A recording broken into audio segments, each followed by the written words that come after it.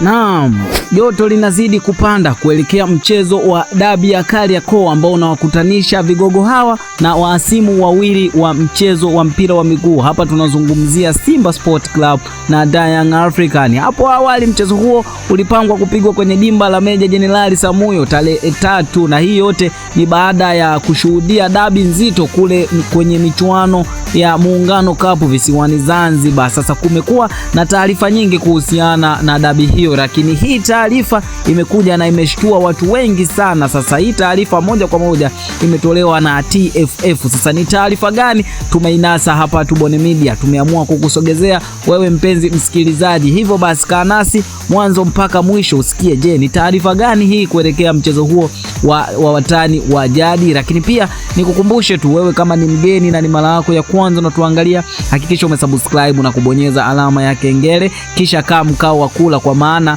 haya na mengine mengi utayapata hapa Tubone Media. Kwa kusubscribe na kubonyeza alama ya kengele, basi utakuwa mmoja kati ya watu ambao watakuwa wa kwanza kupata taarifa zingine kutoka kwetu. Sasa leo tunarejelea mchezo wa dabi ya Kariakoo, na baada ya mchezo huu tumeona dabi ya Kariakoo ambayo ilihamia kule visiwani Zanzibar, na hii ilikuwa ni hatua ya fainali kwenye michuano ya Muungano Cup ambayo imepigwa pale kwenye dimba la New Amani Complex, na hii michuano imemalizika kwa wekundu wa Msimbazi Simba Sport Club kuibuka na ushindi wa goli 1-0 dhidi ya watani wao wa jadi Young African, na hii ni furaha kwa wanasimba kwa maana walikuwa wameipoteza kwa kipindi kirefu. Young African aliingia kwenye mchezo huo akiwa amejiamini kwa maana ameshinda mara 6 mfululizo mbele ya watani wake wa jadi, lakini Simba Sport Club aliingia kwenye mchezo huo akiwa kama underdog ambaye alimheshimu Young African na alikuwa analinda kwa maana alikuwa anaogopa kufungwa tena mara 7 mfululizo. Lakini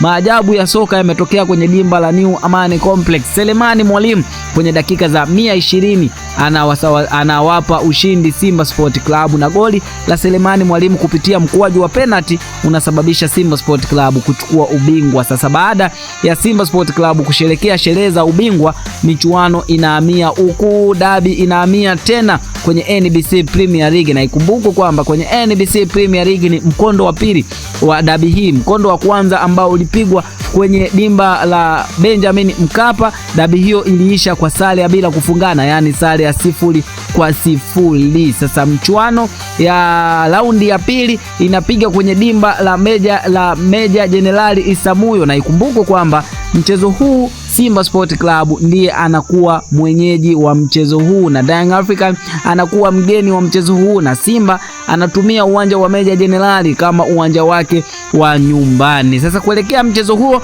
ambao unatarajiwa kupigwa tarehe 3 pale kwenye dimba la Meja Jenerali Samuyo, kumekuwa na taarifa nyingi sana, na lakini pia nimepokea komenti nyingi sana za mashabiki, hususan mashabiki wa Simba Sport Club ambao wanasema mpaka saizi timu yao ipo vizuri na imejijenga kwa ajili ya kukabiliana na waasimu wake Young African. Lakini pia Young African nao wanasema ni mechi ya kisasi day, na kupitia kauli ya msemaji wao Ali Shabani Kamwe ambaye amezungumza baada ya dabi ya Kariakoo kumalizika kule kwenye viwanja vya Zanzibar kwenye dimba la New Amani Complex, amezungumza akisikika akisema kwamba ile ilikuwa ni kama friend mechi kuu sasa inahamia kwenye NBC Premier League. Sawa wamepoteza, lakini kwenye NBC Premier League wanakuja kulipa kisasi, na hii mechi ni muhimu kwa pande zote mbili, kwa maana umuhimu upo kwa Young African ambao wanahitaji kujiweka kwenye nafasi ya kutoa ubingwa wa NBC Premier League, lakini Simba Sport Club anaingia kwa ajili ya kutafuta matokeo, na hii yote ni kupunguza idadi ya gap la pointi aliloachwa na Young African, na Young African ndiye ambaye anaongoza ligi ya NBC Premier League, na nafasi ya pili ikikaliwa na mwekundu wa Msimbazi Simba Sport Club ambaye amezidiwa jumla ya alama 4. Sasa wanaingia kwenye mchezo wa dabi ya Kariakoo wa NBC Premier League wakiwa wametofautiana alama 4. Sasa kuelekea mchezo huo kumekuwa na taarifa zikihusiana na uwanja. Young African tayari wameshaanza kudauti kuhusiana na uwanja wa Meja Jenerali Isamuyo. Sababu kuu wanadai kwamba uwanja ule hujawahi kutumika kwenye dabi yoyote, hivyo basi dabi ni kubwa kuliko uwanja, thamani ya uwanja hailingani na dabi hii ya Kariakoo, na wamekataza kwa maana wamesema uwanja ule hauna vigezo vya kutumika kwenye dabi ya Kariakoo. Sasa TFF wamekaa chini tayari kulisakata swala hili la Young African. Sasa je, TFF watakuja na maamuzi gani? Uwanja utabadilishwa ama hautobadilishwa? Taarifa hii tutakusogezea hapa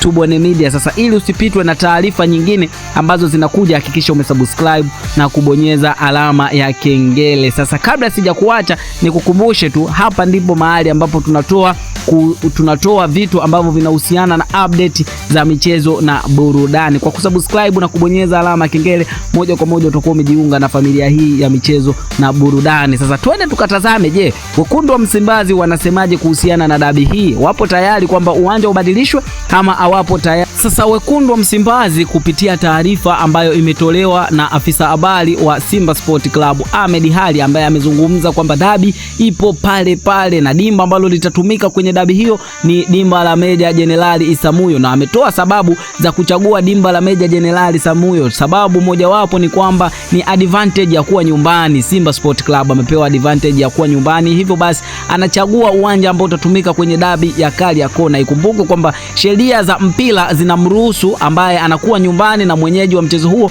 kupanga matumizi ya uwanja ambao utatumika kwenye mchezo, na Simba Sport Club ndiye ambaye atakuwa nyumbani kwenye mchezo huo akimkaribisha Young African pale kwenye dimba la Meja Jenerali Isamuhyo. Kupitia afisa habari huyo wa wekundu wa Msimbazi amesisitiza na kwamba mashabiki wa Simba Sport Club wazidi kuunga mkono timu yao, kwa maana wanaenda kupindua historia iliyowekwa na watani wake wa Young African. Lakini pia Young African nao wanasema ni mechi ya kisasi day. Lakini hapa tutaenda kuchakata, je, kati ya Young African na Simba Sport Club kwenye dabi ya tarehe 3 hapo kwenye dimba la Meja Jenerali Isamuhyo, nani ataibuka na ushindi? Tuambie kwenye comment hapo. Lakini pia je, wewe tuambie unatusikiliza ukiwa mkoa gani? Tukutane kwenye comment hapo. Hii ni Tubone na mimi ni Tubone, na hivi ndo vitu ambavyo tunavileta hapa Tubone Media. Ili usipitwe na update kali kutoka kwetu, hakikisha umesubscribe na kubonyeza alama ya kengele. Na mimi nikutakia hadi wakati mwingine, keep watching, bye bye.